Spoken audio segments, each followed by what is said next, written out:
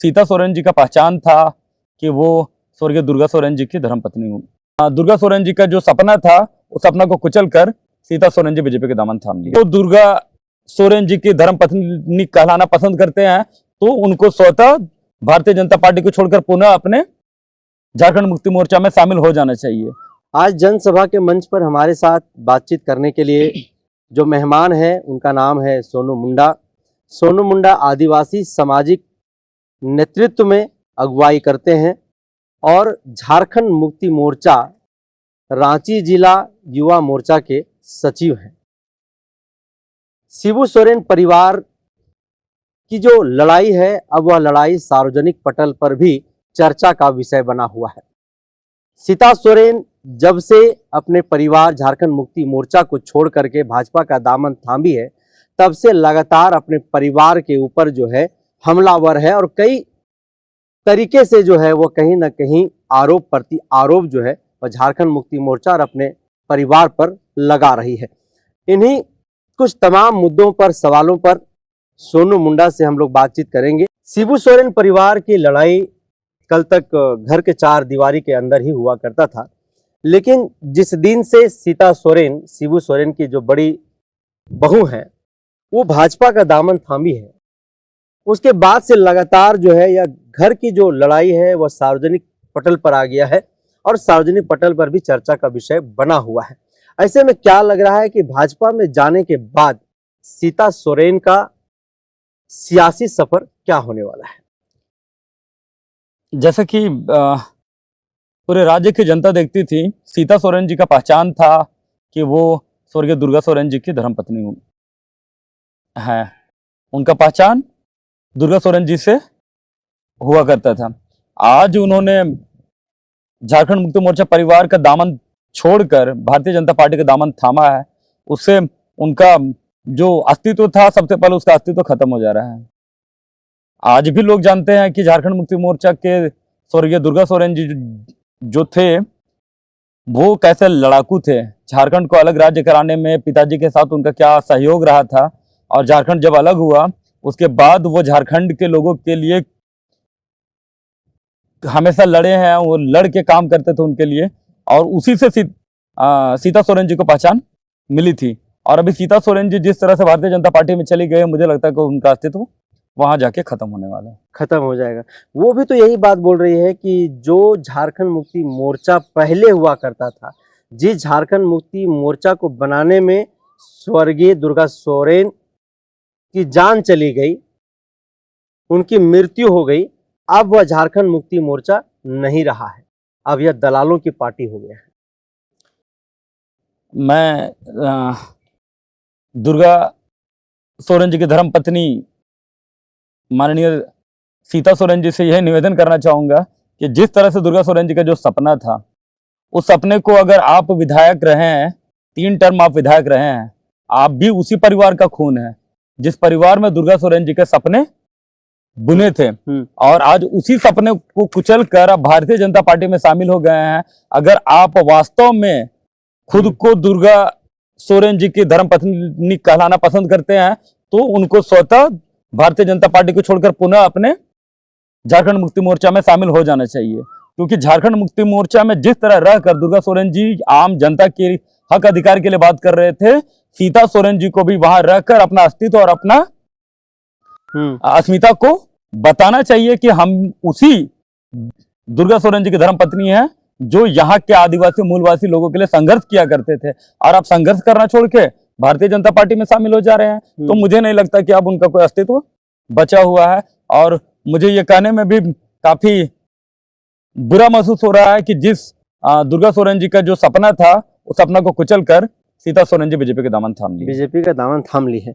वो कह रहे हैं कि दुर्गा सोरेन के मृत्यु हो जाने के बाद जो सम्मान स्वर्गीय दुर्गा सोरेन को मिलना चाहिए था, जो सम्मान उनके परिवार को मिलना चाहिए था, वो अब तक नहीं मिल पाया है। सीता सोरेन जी कहते हैं कि जो सम्मान स्वर्गीय दुर्गा सोरेन जी को मिलना चाहिए था, वो सम्मान नहीं मिला। शायद आपको भी याद होगा कि लवाडी चौक के पास दुर्गा सोरेन जी के नाम पे एक चौक बना हुआ है, और उनका स्मारक लगा हुआ है। अभी हाल फिलहाल के कुछ वर्षों में मुझे लगता है कि पिछला साल शायद दुर्गा सोरेन जी का जो स्मारक स्थल था, जो चौक था, उसको सुंदरीकरण के लिए इसी सोरेन परिवार और झारखंड मुक्ति मोर्चा ने वहां के लिए बजट पास कर उसका सौंदर्यीकरण के लिए वहां पर एक राशि स्वीकृत कर वहां पर काम कर रही है। तो सीता सोरेन एक और आरोप लगा रही है कि लगातार मेरे साथ इस परिवार में, इस पार्टी में शोषण हुआ है, मैं शोषण का शिकार हुई हूँ। देखिए, रोना तो बुज़दिलों का काम होता है ना। अगर आपको लगता है कि वाकई परिवार के साथ आपका शोषण हुआ, इंडिविजुअल शोषण हुआ था परिवार के बीच में, तो आप क्यों भूल जाते हैं कि आप स्वर्गीय दुर्गा सोरेन जी की पत्नी हैं? स्वर्गीय दुर्गा सोरेन जी कैसे आंदोलन किए थे? आप क्यों मतलब परिस्थितियों का सामना करना छोड़ा, भाग रहे हैं परिस्थितियों से? अगर आपके साथ कुछ गलतियां हुई, आपके साथ कुछ गलत हुआ था, आपको लगता है कि आपको वो मान सम्मान नहीं मिल पाया है, आप 3 टर्म के विधायक थे, जनता को विश्वास हासिल करना चाहिए था आपको। आपका क्षेत्र में आप इस लेवल तक काम करते कि जिस तरह से दुर्गा सोरेन जी को आम जनमानस आज तक जानते हैं, उसी तरह से सीता सोरेन जी को उनके कर्मों से जाना जाता है, सिर्फ दुर्गा सोरेन जी की पत्नी के नाम पे नहीं जाना जाता। फिर आप बोलते हैं कि आपके साथ भेदभाव हो रहा है, आपको वो सम्मान नहीं मिल रहा है। सम्मान के लिए पार्टी आपको 3 बार विधायक बना चुकी है। जो पार्टी मुद्दों की लड़ाई लड़ करके विकास के नाम पर सत्ता में आई, वह पार्टी लोगों को विकास के नाम पर ठगने और छलने का काम की है। और इस 4 सालों में अगर हम लोग देखते हैं तो केवल इस सरकार ने ट्रांसफर, पोस्टिंग, गिट्टी, बालू और भ्रष्टाचार में जो है संलिप्त रहा है। यह भी आरोप सीता सोरेन लगा रही है। देखिए, सीता सोरेन जी का कहना है कि अभी की वर्तमान सरकार या पिछले जो 4 साल का टर्म था उस पर सरकार का ट्रांसफर पोस्टिंग में रही है। मुझे कहीं से ऐसा प्रतीत होता दिखाई नहीं देता है। जहाँ तक विकास के बारे में बातें होती हैं और आम झारखंडी को विकास के बारे में बातें हो रही है, तो मुझे याद है कि नेतरहाट फील्ड फायरिंग रेंज के बारे में लोग जो बात करते थे, आज कहीं न कहीं इसी सरकार का देन है कि लोग का वो आंदोलन खत्म हो गया है और वहाँ के लोग सुकून से अपने परिवार के साथ हैं। हम लोग एक और देखते हैं कि आदिवासी समाज वर्षों से लगातार आंदोलन करते आ रहा था कि मुझे अपना सरना धर्म कोड मिले। इसी वर्तमान सरकार, चूंकि झारखंड अलग हुए मुझे लगता है 24 साल के करीब होने वाला है, लेकिन 2 साल कोविड के बाद इसी सरकार में झारखंड मुक्ति मोर्चा की सरकार ने ही विधानसभा से पास कराकर सरना धर्म कोड को केंद्र सरकार को दिया है। और सीता सोरेन आज उसी पार्टी में गए हैं जो कि आदिवासी समाज को धर्म कोड अभी तक नहीं दे पा रही। उसके अलावा हम लोग देखे होंगे कि खूंटी में भी रघुवर दास की सरकार में निर्दोष आदिवासियों को जेल भेजा गया था। झारखंड मुक्ति मोर्चा आदिवासियों को न्याय दिलाते हुए जितने निर्दोष आदिवासी जेल में थे उस आंदोलन में सभी को रिहाई कराकर अपने खूंटी क्षेत्र वापस भेजा है। और हम लोग देख रहे हैं कि किस तरह से कोरोना के टाइम पे भी झारखंड मुक्ति मोर्चा की सरकार आम मजदूरों के लिए कैसे योजना लाई और बाहर से भी लोगों को हवाई जहाज में बैठा कर यहाँ पर लाई है। तो क्या लग रहा है कि जिस सीता सोरेन की पहचान शिबू सोरेन की बड़ी बहू के तौर पर होता था, जिस सीता सोरेन की पहचान स्वर्गीय दुर्गा सोरेन की पत्नी के तौर पर होता था, जिस सीता सोरेन की पहचान हेमंत सोरेन की बड़ी भाभी के तौर पर होता था, क्या वह पहचान सीता सोरेन भाजपा में बचा पाएगी? ये पहचान उनका बिल्कुल नहीं बच पाएगा, क्योंकि आज भी लोग उनको जानते थे कि वो दिसम गुरु शिबू सोरेन जी की बड़ी बहू है। इसी आधार पर वो लगातार विधानसभा चुनाव जीतते आई थी और अब वो झारखंड मुक्ति मोर्चा परिवार को छोड़ के भारतीय जनता पार्टी में शामिल हुए हैं। मुझे नहीं लगता कि राज्य की जनता उन्हें वो सम्मान दे पाएंगी और आने वाले समय में हमें लगता है कि उनका अस्तित्व बचने नहीं जा रहा है। जैसे कि भारतीय जनता पार्टी ने उन्हें दुमका से लोकसभा का प्रत्याशी बनाया है और एक बातें कही जा रही है कि दुमका में सीता सोरेन के टक्कर में दूसरा कोई कैंडिडेट नहीं है। हेमंत सोरेन को भी अगर चुनाव लड़ना है तो वहां से चुनाव लड़ ले, हमारी जीत वहां से सुनिश्चित होगी और हम वहां से चुनाव जीतेंगे। ये सीता सोरेन जी नहीं बोल रही है। बीजेपी में जाने के बाद अच्छा नेता पागल हो जाता है, उलूल जुलूल बयान देना शुरू कर देता है। मुझे लगता है कि कहीं ना कहीं सीता सोरेन जी भी भारतीय जनता पार्टी में शामिल होने के बाद उनका भी विचारधारा कुछ इसी तरह से काम कर रहा है। शायद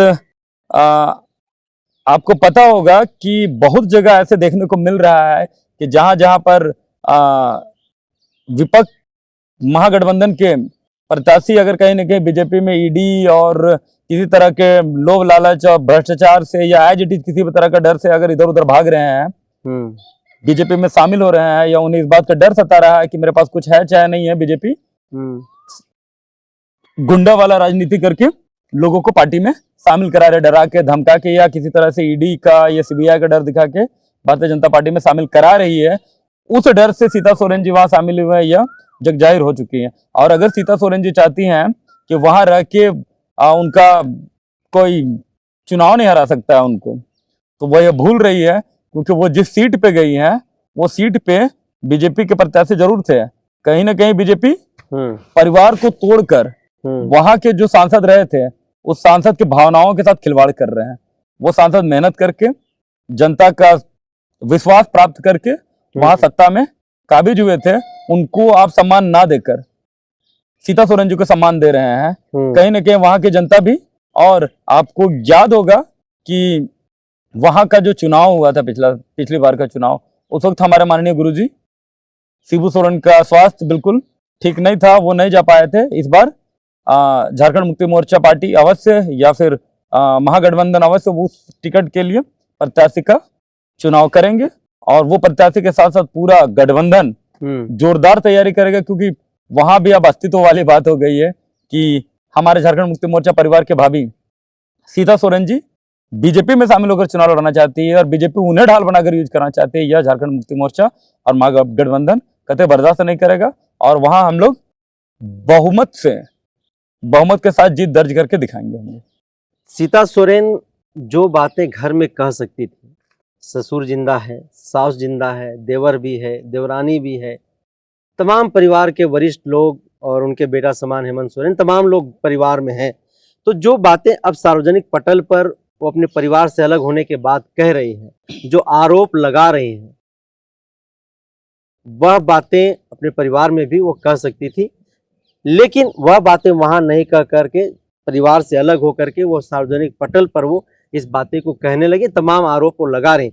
क्या लग रहा है, क्या उनके दिमाग में चल रहा था ऐसा कि वो परिवार से अब अलग होकर के घर की बातें जो है सार्वजनिक पटल पर ले आएंगे?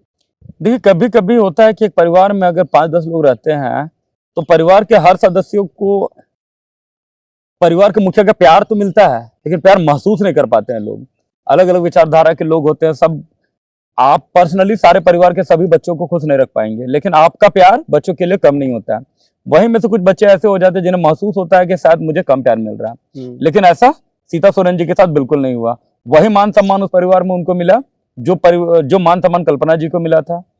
वही मान सम्मान सीता सोरेन जी की बेटियों को जो मान सम्मान लगता है कि सीता सोरेन नहीं मिल रहा है, वही मान सम्मान कहीं न कहीं गुरुजी और हेमंत सोरेन उनकी बेटियों को भी देते थे, क्योंकि एक परिवार का मुखिया कभी नहीं चाहता है कि हम अपने बच्चा से कम प्यार करें। तो क्या सीता सोरेन अपने परिवार से अलग होकर के जो गलती की है, उस गलती को स्वीकार करके पुनः अपने परिवार में उसको वापस आ जाना चाहिए, वापस झारखंड मुक्ति मोर्चा का दामन थाम लेना चाहिए? आप लोग किस तरीके से देख रहे हैं, आप लोग क्या कहेंगे? देखिए, हम इन सब चीजों को इसी तरीके से देखते हैं, क्योंकि आप उस सोरेन परिवार की बहू हैं जिस परिवार के मुखिया ने झारखंड राज्य को अलग करने में अपना पूरा जवानी बिता दिया, झारखंड को अलग करने में। उसी परिवार से अभी आप वर्तमान में देख रहे हैं कि माननीय पूर्व मुख्यमंत्री हेमंत सोरेन जी जेल चले गए राज्य को बचाने के लिए कि झारखंड झुकेगा नहीं बोल के। उसी सोरेन परिवार की बड़ी बहू अगर हालात से समझौता करके या फिर किसी परिस्थितियों के सामने झुक करके बीजेपी में शामिल हो जाएंगी, इस बात की अपेक्षा पूरा झारखंड कभी नहीं करता था। जाहिर हो चुका है कि भारतीय जनता पार्टी वैसे लोगों को ही मुख्य पद पर लाना चाहती है जो कठपुतली के समान हो, जिनको वो उठ बोले तो उठे, बैठ बोले तो बैठे। इससे पूर्व आप लोगों ने देखा होगा कि किस तरह से पिछली की जितनी सरकारें रहे भारतीय जनता पार्टी में, जो भी मुख्यमंत्री रहे, चाहे वो हमारे अर्जुन मुंडा हो, फिर चाहे आप देख लीजिए रघुवर दास जी हैं, या उससे पहले जो भी हैं, बीजेपी के बिना ये लोग एक शब्द नहीं बोलना चाहते हैं। अगर सीता सोरेन जी को ये लगता है कि वहां चली गए तो लोग उन्हें मुख्यमंत्री बना देंगे, ये सीता सोरेन जी का भ्रम है। भारतीय जनता पार्टी वैसे लोगों को ही सत्ता में लाएगी, वैसे लोगों को ही बनाएगी जो लोग भारतीय जनता पार्टी के इशारों पर काम करेंगे।